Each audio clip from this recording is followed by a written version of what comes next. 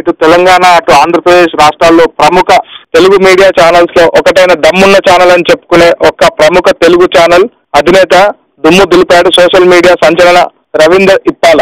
దమ్మున్న ఛానల్ అని చెప్పుకునే ఆ ఛానల్ ఆంధ్రప్రదేశ్ రాష్ట్ర ముఖ్యమంత్రి తెలుగుదేశం పార్టీ జాతీయ అధ్యక్షుడైన నారా చంద్రబాబు నాయుడు తొత్తు అని పనిచేస్తుంది అని జగమెరిగిన సత్యం.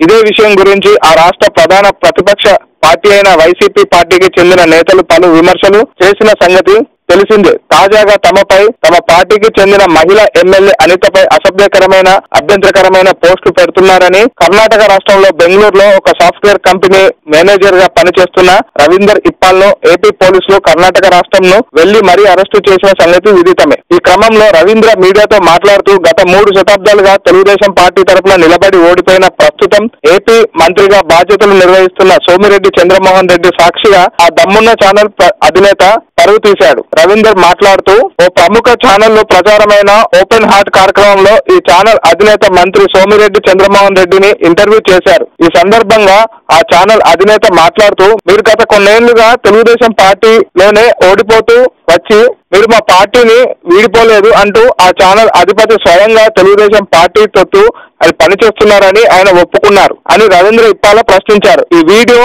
ఇప్పుడు సోషల్ మీడియాలో తెగ హల్చల్ చేస్తుంది.